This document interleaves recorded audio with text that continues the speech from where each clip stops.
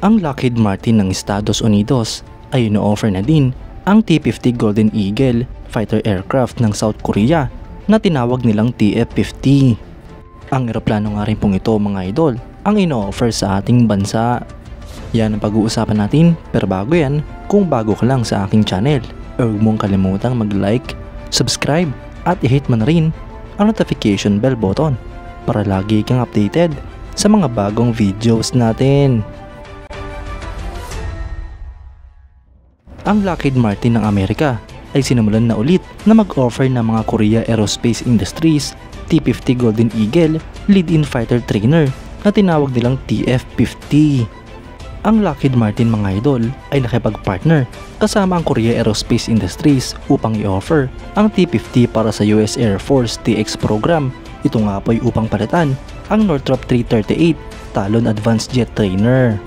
Ngunit sa kasamang palad nga po mga idol ay natalo ang T-50 ng South Korea sa Boeing Saab T-7 Red Hawk. Sa kabilang banda naman mga idol, ang Philippine Air Force ay tumitingin na makapag-acquire ng additional na mga light combat aircraft o tinatawag din nilang surface attack aircraft. Isa nga po sa kinukonsidera ang FA-50 Block 20 Fighting Eagle pati na ang iba pang light combat aircraft sa international market. Ngunit ayon nga po sa mga sources natin mga idol ay mas mataas pa rin ang tsansa ng FA-50 Block 20 Fighting Eagle na mapili sa acquisition project na ito.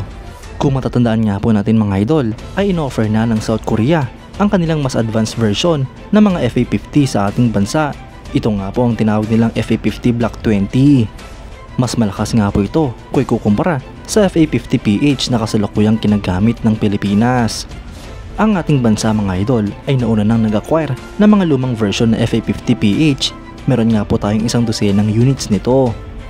Kaya't base nga po sa plano ay siguradong hindi bababa sa 100 ng units din ng mga bagong version ng FA-50 Block 20 ang bibilhin ng Pilipinas. Ang FA-50 mga idol ay nagmula sa T-50 Golden Eagle ng South Korea.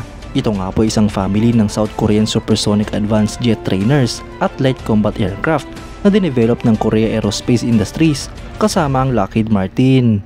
Ang T-50 mga idol ay ang kauna-unahang indigenous supersonic aircraft ng South Korea at kinukonsidera nga po ito bilang isa sa pinakamabilis na eroplano sa buong mundo. Ang development nga po sa eroplanong ito ay nagsimula noong late 1990s habang ang maiden flight naman ay naganap noong 2002. Nauna nga pong pumasok sa serbisyo ng Republic of Korea Air Force ang eroplanong ito noong 2005. Sinimulan nga pong i-produce ang mga T-50 Golden Eagle noong 2001 hanggang sa kasalukuyan at meron na nga pong mahigit sa 200 units ang mga nagawang ganito. Sa kasalukuyan, ang mga primary operators nito ay ang Indonesia, Iraq, Malaysia, Pilipinas, Poland, Republic of Korea at Thailand. Ang eroplanong ito mga idol ay pinapalipad ng dalawang crew. May haba nga po itong 13.14 meters, wingspan na 9.45 meters, height na 4.94 meters, at wing area na 23.69 square meter. Ito naman nga po ay may empty weight na 6,470 kilograms at maximum takeoff weight na 12,300 kilograms. Para naman sa fuel capacity ay meron nga po itong capacity na 2,655 liters. Ang power plant naman nito mga idol ay isang General Electric F404GE 102 afterburning turbofan engine. Meron nga po itong maximum speed na 1,837.5 km per hour o Mach 1.5. May range nga po ito na umaabot hanggang sa 1,851 km at service ceiling ng 14,630 meters. Para naman sa armament ay meron nga po itong isang General Dynamics M197 20mm 3-barrel rotary electric cannon na may 205 rounds. Meron nga din po itong total na 7 hardpoints na pwedeng lagyan ng mga missiles at bomba. Ilang halimbawa na nga po dyan ang AIM-9 Sidewinder at AIM-120 AMRAAM na mga air-to-air missiles, AGM-65 Maverick at MBDA Brimstone na mga air-to-ground missiles at Joint Strike Missile.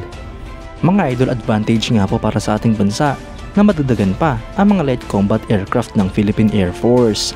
Hindi man nga po mapili ang FA-50 Block 20 sa programang ito ay ayos lang din basta't ang importante ay makapag-acquire tayo ng mga karagdagang eroplano. Kayo mga idol, anong masasabi nyo? Comment down below for your thoughts and opinions. At yan nga lang po ang pag-uusapan natin ngayon mga idol. Maraming salamat sa panonood. Huwag nyo rin kalimutang mag-like at subscribe bilang suporta sa ating channel. Mabuhay kayo mga idol!